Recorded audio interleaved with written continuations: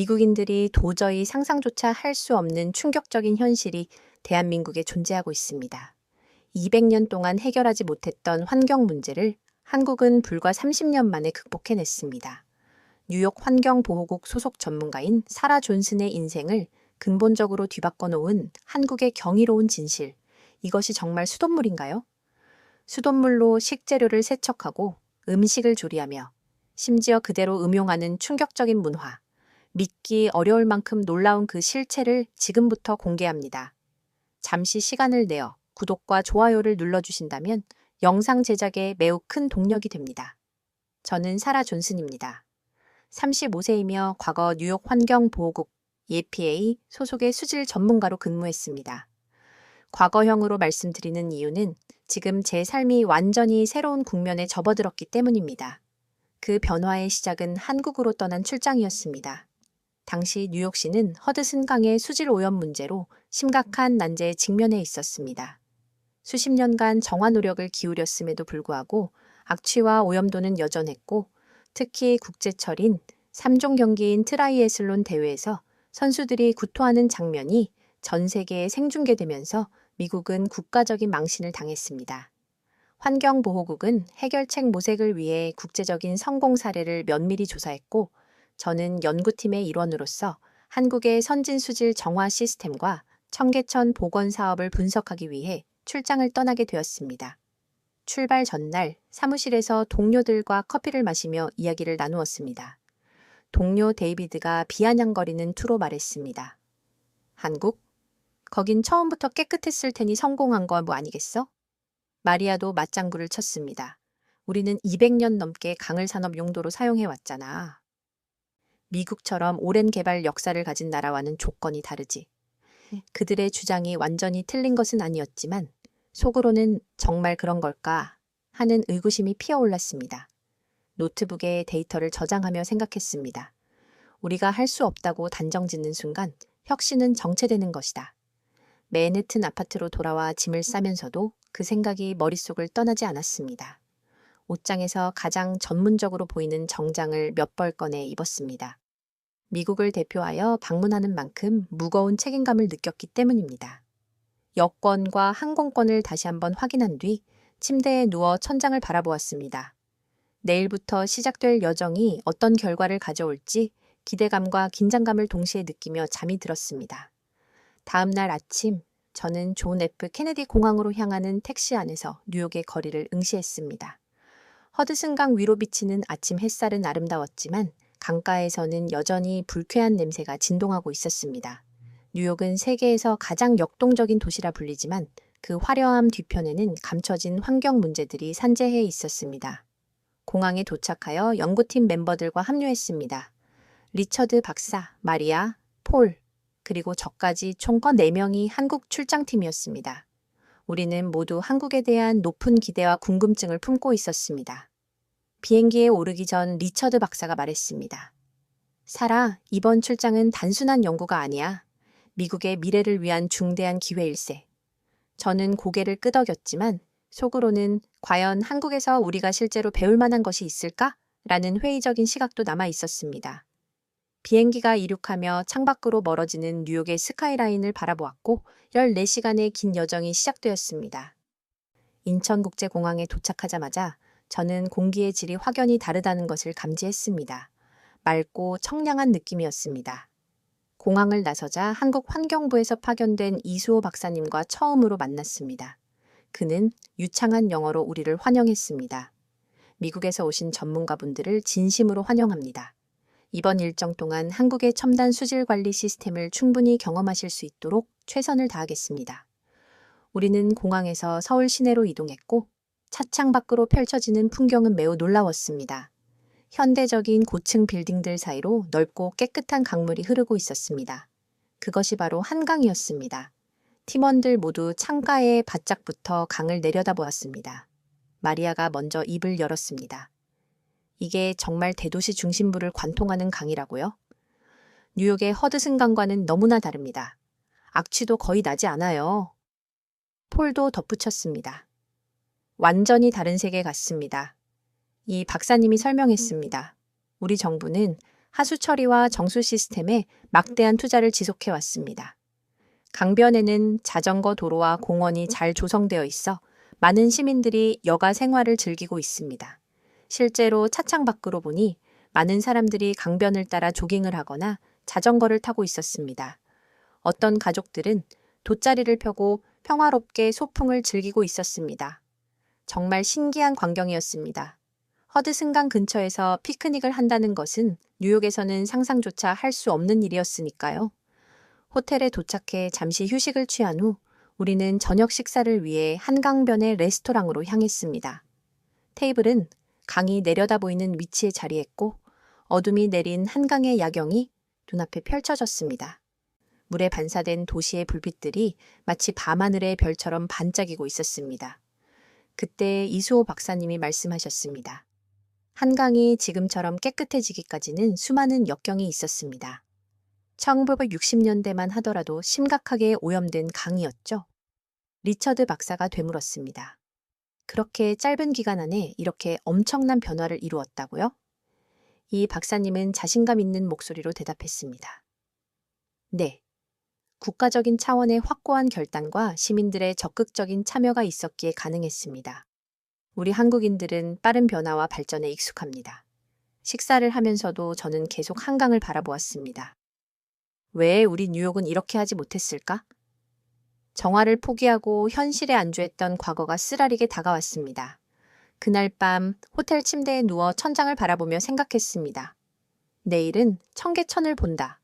과연 어떤 모습일까? 도착한 지 단 하루밖에 되지 않았지만 이미 수많은 의문과 새로운 생각들이 제 머릿속을 가득 채우고 있었습니다. 아침이 밝았고 우리는 청계천으로 이동했습니다. 도심 한가운데를 가로지르는 이 하천은 한때 고가도로로 완전히 덮여 있었다고 합니다. 이수호 박사님의 설명에 따르면 청계천 복원은 단순한 환경 프로젝트를 넘어 도시 재생과 시민 삶의 질 향상을 상징하는 기념비적인 사업이었습니다. 청계천에 도착하자 눈앞에 펼쳐진 광경에 저는 경탄을 금치 못했습니다. 현대적인 고층 빌딩들 사이로 맑은 물이 흐르고 있었고 양쪽으로는 아름다운 산책로가 조성되어 있었습니다. 무엇보다 놀라웠던 것은 그곳에 모인 시민들이었습니다. 이른 아침인데도 많은 사람들이 하천 주변을 산책하고 운동하며 도심 속의 자연을 만끽하고 있었습니다. 뉴욕 시민들이 정말 부럽다라는 생각이 마음속 깊이 들었습니다. 청계천 중앙광장에 서서 주변을 둘러보니 도시의 소음을 완화시켜주는 듯한 평온함이 느껴졌습니다. 이 박사님은 우리를 청계천 박물관으로 안내하셨습니다. 광장 인근에 위치한 이곳에서 우리는 청계천의 역사와 복원 과정에 대해 상세히 들을 수 있었습니다. 원래 이곳은 조선시대부터 존재했던 자연 하천이었습니다. 하지만 급속한 산업화 시기를 거치면서 청계천은 쓰레기와 오염물로 가득 차게 되었고 결국 1968년에는 복개되고 그 위에 고가 도로가 건설되었습니다. 30년 넘게 콘크리트 아래에 감춰져 있던 청계천은 2003년부터 본격적인 복원 공사가 시작되어 2005년에 마침내 시민들의 품으로 되돌아오게 된 것입니다. 박물관 벽면에는 과거 청계천의 오염된 모습과 복원 전후를 비교하는 사진들이 전시되어 있었습니다. 복원 전의 청계천은 생활하수, 산업폐수, 각종 쓰레기로 가득 찬 오염된 물길이었습니다. 그 모습은 현재의 뉴욕 허드슨강과 놀라울 정도로 닮아 있었습니다. 하지만 지금은 완전히 다른 모습입니다. 맑게 흐르는 물, 그 주변에서 미소 짓는 시민들, 그리고 이를 가능하게 만든 수많은 노력이 사진과 글로 생생하게 전달되었습니다. 제가 물었습니다. 복원 과정에서 가장 어려운 점은 무엇이었나요? 이 박사님은 잠시 생각하더니 답했습니다. 기술적인 문제보다는 사회적 합의를 이끌어내는 것이 가장 어려웠습니다.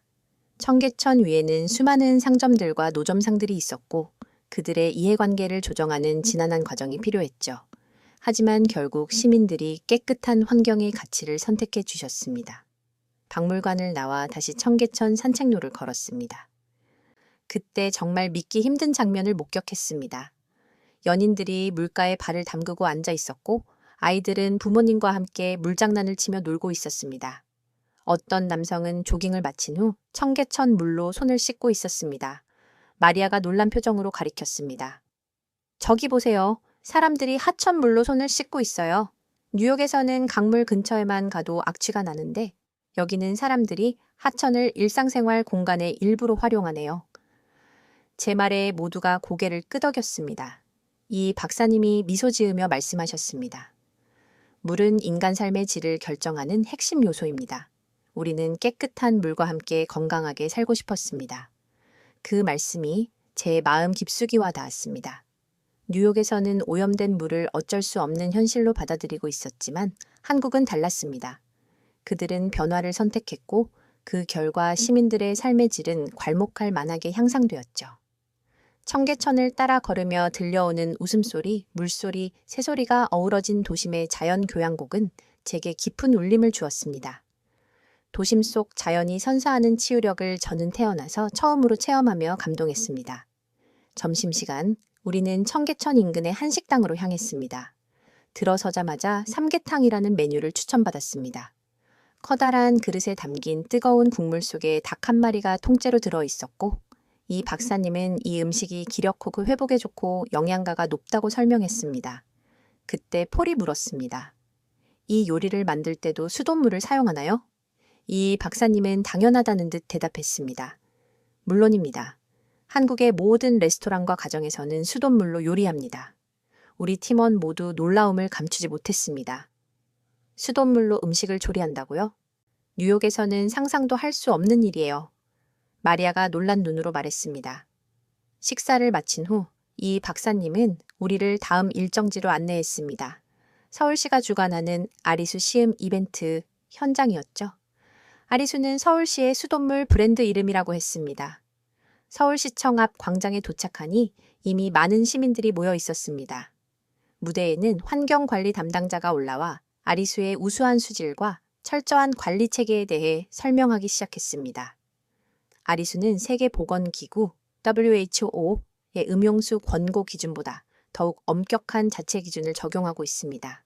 정수 과정에서 무려 170여 개 항목을 검사하며 24시간 수질을 실시간으로 모니터링하고 있죠.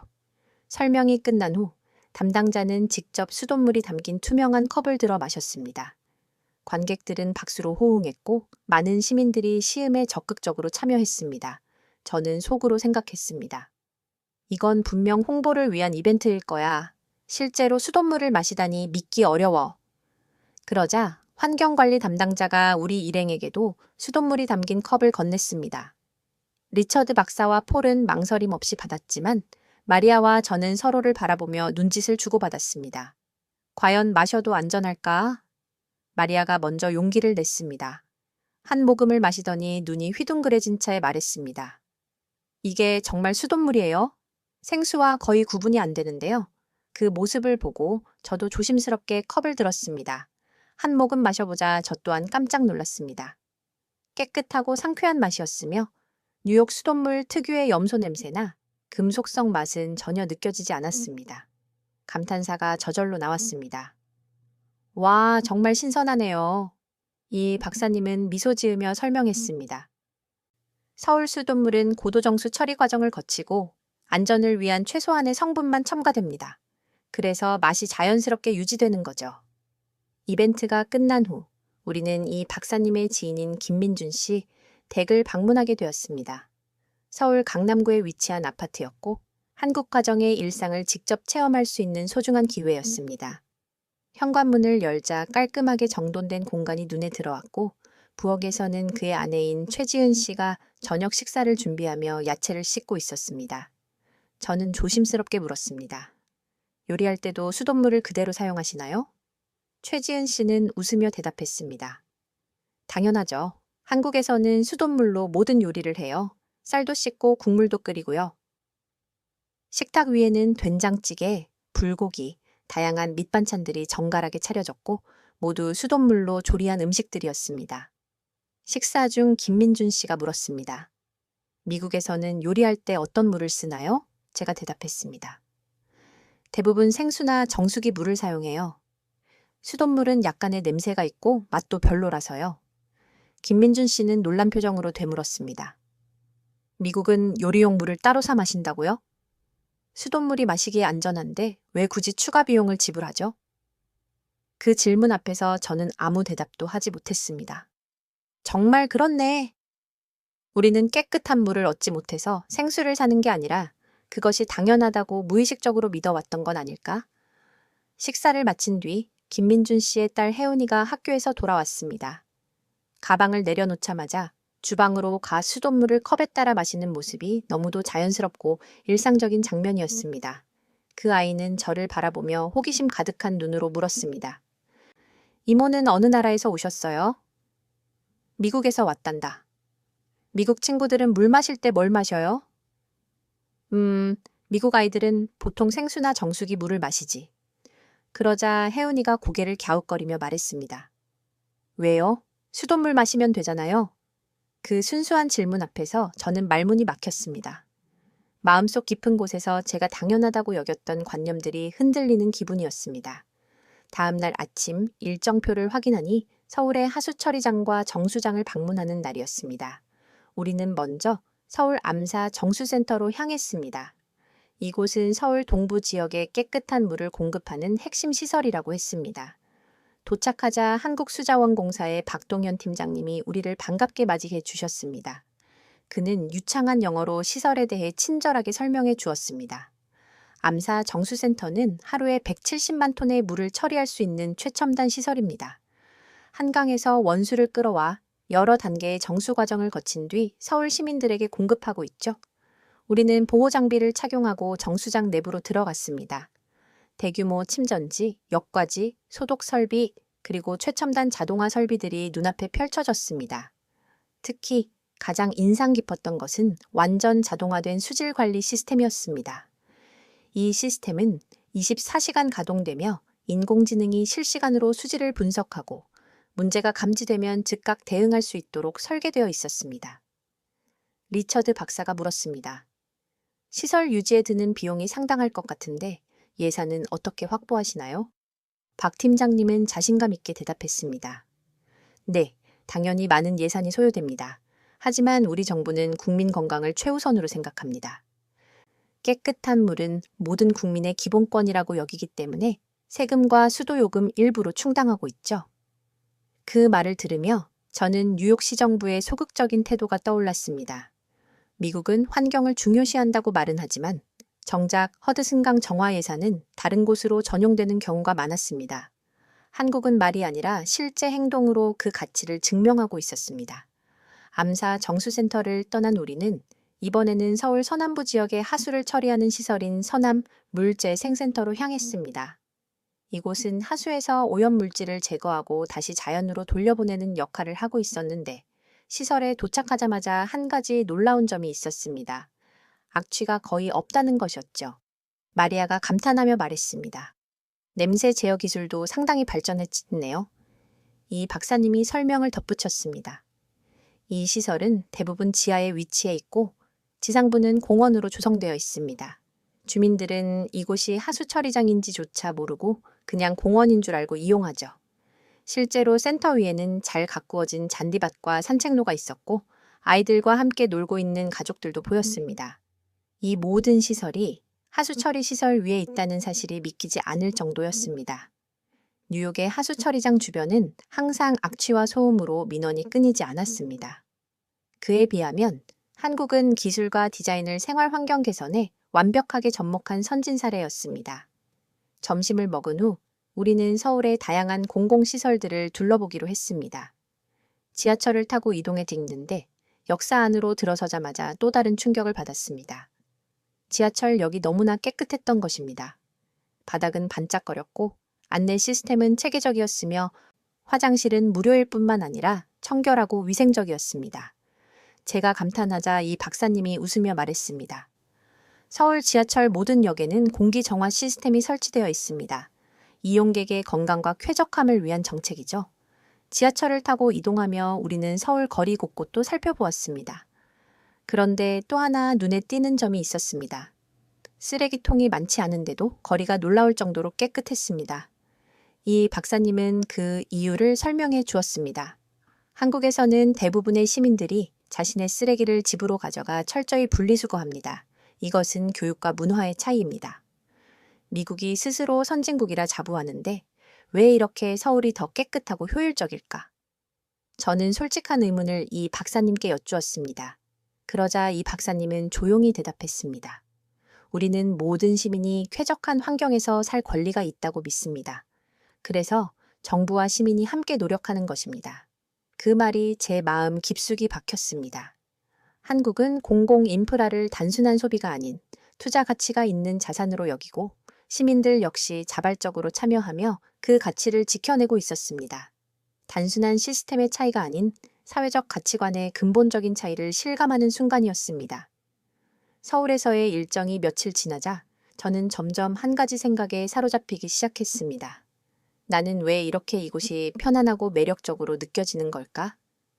지하철을 탈 때마다 느껴지는 쾌적함, 도심 속 공원이 선사하는 여유로움, 어디를 가도 무료로 이용할 수 있는 깨끗한 공공시설들. 이 모든 것이 제가 뉴욕에서 경험했던 불편하고 삭막한 일상과 너무도 대조적이었습니다. 한국의 공공 시스템은 단지 잘 디자인된 구조물이 아니라 시민의 삶을 실질적으로 향상시키는 깊은 배려가 담겨 있었습니다. 어느 날 저녁, 우리는 한강변 카페에서 휴식을 취하고 있었습니다. 창밖으로 보이는 야경이 아름다웠고 물 위에 비친 불빛들이 마치 별자리처럼 떠 있었습니다. 커피를 마시며 저는 문득 생각했습니다. 이런 환경에서 매일 저녁을 보낼 수 있다면 얼마나 행복할까? 하지만 동시에 머릿속에는 곧 뉴욕으로 돌아가야 한다는 사실이 맴돌았습니다. 그곳에서는 다시 오염된 허드슨강 주변을 지나며 숨을 참고 비싼 생수를 구매해 마시며 지저분한 지하철에서 불쾌함을 감수해야 할 것입니다. 그날 밤 호텔로 돌아가는 길에 갑자기 비가 내리기 시작했습니다. 우리는 근처 카페로 급히 들어가 창밖으로 떨어지는 빗방울을 바라보며 따뜻한 차를 마셨습니다. 그때 이 박사님이 한국의 스마트 빗물 관리 시스템에 대해 이야기해 주셨습니다. 서울은 도시 곳곳에 빗물 저장 시설이 설치되어 있습니다. 집중호우 시 침수를 예방하고 모인 빗물은 공원 관리나 도로 청소에 재활용되죠. 그 말을 들은 폴이 감탄했습니다. 와, 이건 환경 자원 활용의 완벽한 예시네요. 빗물조차도 자원으로 활용하는 한국의 시스템을 보며 저는 다시 한번 생각하게 되었습니다. 왜 뉴욕은 이렇게 하지 못할까? 환경 기술이 부족한 것도 아니고 시민의식이 낮은 것도 아닌데 왜 이런 변화는 일어나지 않는 걸까? 뉴욕으로 돌아간다는 생각이 기대보다는 무거운 부담으로 다가오기 시작했습니다. 깨끗한 공기와 물, 효율적인 시스템에 익숙해진 지금, 다시 그 불편한 현실로 돌아가는 것이 점점 더 주저하게 느껴졌습니다. 그날 밤 침대에 누워 제 자신에게 조용히 물었습니다. 왜 꼭 뉴욕으로 돌아가야 할까? 내가 진정으로 원하는 삶의 모습은 무엇일까? 그 질문은 단순한 호기심이 아니라 제 인생을 변화시키기 시작하는 중대한 전환점이었습니다. 며칠 뒤, 결국 우리는 미국으로 돌아갔습니다. 팀원들과 함께 공항으로 향하는 차 안, 창밖으로 스쳐 지나가는 서울의 풍경이 마치 작별 인사를 건네는 것 같았습니다. 인천공항에 도착해 출국 수속을 밟기 전 이 박사님이 우리에게 작별 인사를 건넸습니다. 다른 팀원들이 먼저 보안 검색대로 향하는 동안 저는 그에게 조심스럽게 속마음을 털어놓았습니다. 이 박사님, 사실 저 뉴욕으로 돌아가고 싶지 않아요. 한국에서 경험한 모든 것들이 제 가치관을 완전히 바꿔놓았습니다. 제가 이상한 걸까요? 이 박사님은 따뜻하게 미소 지으며 제 손을 잡았습니다. 사라 씨, 자신의 행복을 위한 결정은 결코 이상한 것이 아닙니다. 하지만 지금은 감정에 휩쓸리기보다는 뉴욕으로 돌아가 천천히 숙고해보는 건 어떨까요? 그 말이 맞다고 생각했습니다.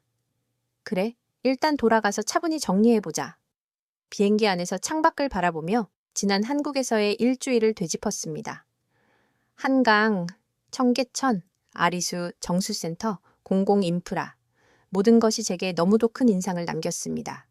뉴욕에 도착하자마자 그 차이가 더욱 선명하게 느껴졌습니다. 공항에서 맨해튼으로 향하는 길에 본 허드슨 강은 여전히 탁했고 불쾌한 냄새가 났습니다. 아파트에 돌아와 수돗물을 틀자 강한 염소 냄새가 코를 찔렀습니다. 다음 날 환경보호국 사무실로 출근했지만 제 마음은 이미 다른 곳에 가 있었습니다. 동료들은 한국 출장에 대한 이야기를 궁금해했지만 그들의 관심은 피상적일 뿐이었습니다. 데이비드가 물었습니다. 한국에서 뭔가 유용한 거 배웠어? 우리 허드슨 강도 저렇게 깨끗해질 수 있을까? 제가 단호하게 대답했습니다. 물론이죠. 한국의 기술과 시스템을 적용한다면 가능해요. 하지만 가장 중요한 건 의지입니다. 정부와 시민들이 변화를 진정으로 원해야 합니다. 그의 대답은 냉소적이었습니다. 사라, 너무 순진한 거 아니야? 뉴욕은 뉴욕이야. 우리는 변화보다는 전통을 중시하는 도시라고. 그 말을 듣는 순간 강한 답답함이 치밀었지만 겉으로 표현하지 않았습니다. 바로 그런 생각이 변화를 가로막는 장벽이야. 그 후 며칠 동안 보고서를 작성하며 형식적인 업무를 이어갔지만 밤마다 저는 한국에 대해 더 많은 정보를 찾아보았습니다. 한국 비자, 외국인 창업 지원, 아리수, 서울 수질 시스템 등의 검색 내역은 점점 제 결심을 확고히 했습니다. 마침내 저는 국장님을 찾아가 정중히 사직 의사를 밝혔습니다. 리처드 국장님은 놀라며 말했습니다. 사라, 당신이 우리 부서에서 가장 유능한 연구원 중 하나라는 걸 알아. 정말 그만두고 싶은 건가? 네, 국장님. 저는 제가 살고 싶은 환경에서 살고 싶습니다. 깨끗한 도시에서 건강하게 지내고 싶어요. 리처드 국장님은 한숨을 쉬더니 잠시 고민하다가 말했습니다. 자네의 결정을 존중할게. 하지만 미국을 위해 일할 수 있는 다른 방식은 없을까? 그 순간 하나의 아이디어가 떠올랐습니다. 사실 제가 계획하고 있는 사업이 있습니다. 한국의 정수기술과 웰빙 문화를 미국에 소개하는 일입니다. 이것도 결국 미국을 위한 일이 될 수 있지 않을까요? 리처드 국장님의 얼굴에 처음으로 흥미로운 표정이 떠올랐습니다. 그거 정말 좋은 생각이네. 우리 기관에서 자네의 사업을 지원할 수도 있을 것 같아. 예상치 못했던 격려에 제 눈에 눈물이 고였습니다. 정말 가능할 수도 있겠구나. 그 후 2달 동안 저는 창업 준비에 모든 열정을 쏟았습니다. 맨해튼 아파트를 정리하고 필요한 물건만 챙긴 채 대부분의 짐을 처분했습니다. 부모님과 친구들은 처음에는 제 결정을 반대했지만 제 확고한 의지를 보고 점차 응원하기 시작했습니다. 마지막으로 허드슨 강을 바라보며 생각했습니다. 언젠가 너도 한강처럼 깨끗해질 수 있어. 그리고 나는 그 변화에 기여하고 싶어. 2024년 3월, 저는 새로운 삶을 시작하기 위해 다시 한국 땅을 밟았습니다. 인천공항에서 이수호 박사님이 직접 저를 맞이해 주셨습니다. 그의 도움으로 서울 마포구에 작은 원룸을 임대했고 외국인 등록증도 발급받았습니다. 모든 것이 새롭고 낯설었지만 동시에 희망으로 가득했습니다. 첫 몇 주는 한국 생활에 적응하느라 정신이 없었습니다. 한국어 학원에 등록해 기본적인 일상 표현부터 배우기 시작했고 가장 큰 도전은 역시 언어 장벽이었습니다. 하지만 놀랍게도 한국인들의 친절함 덕분에 금세 편안함을 느꼈습니다. 길을 헤맬 때나 음식을 주문할 때마다 언제나 누군가가 먼저 다가와 도와주었습니다. 한 달이 지나고 드디어 창업 준비를 본격적으로 시작했습니다. 제 비즈니스 아이디어는 단순히 정수기를 판매하는 것이 아니었습니다. 한국의 선진 정수 기술과 물 관리 문화를 미국에 소개하는 플랫폼을 만드는 것이었죠. 한국의 제조업체들과 협력하여 고품질 정수 시스템을 미국에 수출하고 동시에 한국의 물 관리 철학과 문화를 전파하는 일이었습니다.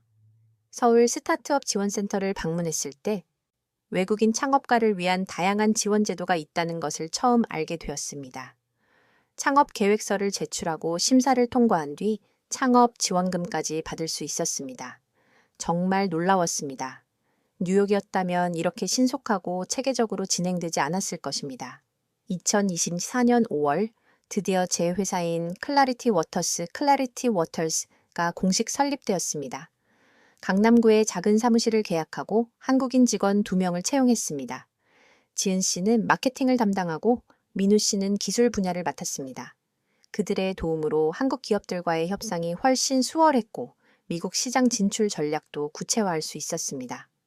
첫 번째 프로젝트는 미국 가정용 정수 시스템 개발이었습니다. 미국 가정의 특성과 주방 구조에 맞게 한국의 기술을 적용하여 새로운 제품을 디자인했습니다. 저는 수질 전문가로서의 지식과 경험을 살려 제품 개발 과정에 깊이 관여했고 한국 제조업체와의 조율도 직접 맡았습니다. 가장 큰 도전은 미국 소비자들의 고정관념을 깨는 것이었습니다. 생수를 구매하는 문화가 너무도 깊게 자리 잡고 있어 수돗물을 마시게 하려면 단순한 제품이 아닌 인식의 전환이 필요했습니다. 그래서 저는 환경 보호와 경제적 혜택을 강조하는 마케팅 전략을 구축했습니다. 정수된 수돗물은 안전하고 생수보다 경제적이며 플라스틱 쓰레기도 줄일 수 있다는 이 메시지를 지속적으로 전달했습니다. 2024년 10월 드디어 첫 제품 샘플이 완성되었고 뉴욕으로 보내 테스트를 진행했습니다. 리처드 국장님과 예전 동료들이 테스트에 직접 참여해 주었습니다. 결과는 정말 놀라웠습니다. 정수된 물의 맛과 품질은 미국의 고급 생수들과 비교해도 전혀 뒤지지 않았고 특히 염소 성분을 효과적으로 제거하는 기술이 큰 호응을 얻었습니다. 이듬해 1월 뉴욕에서 열린 환경 박람회에 클라리티 워터스를 성공적으로 소개하게 되었습니다. 많은 관계자들이 관심을 보였고 특히 호텔과 레스토랑 업계에서 폭발적인 반응이 있었습니다. 첫 공식 주문은 뉴욕의 유명 호텔 체인에서 들어왔습니다. 그들은 모든 객실에 우리의 정수 시스템을 설치하고 싶다고 했습니다. 이후 사업은 점차 성장했고 저는 한국과 미국을 오가는 분주한 생활을 하게 되었습니다. 서울에서는 아파트를 구입했고 한국어도 이제는 기본적인 업무 대화가 가능할 정도로 향상되었습니다. 한국 음식도 이젠 일상처럼 즐기고 있습니다. 특히 김치찌개와 비빔밥은 이제 제가 가장 좋아하는 음식이 되었습니다. 3년이 지난 지금 클라리티 워터스는 북미 시장에서도 성공적으로 자리매김한 대표 브랜드가 되었습니다.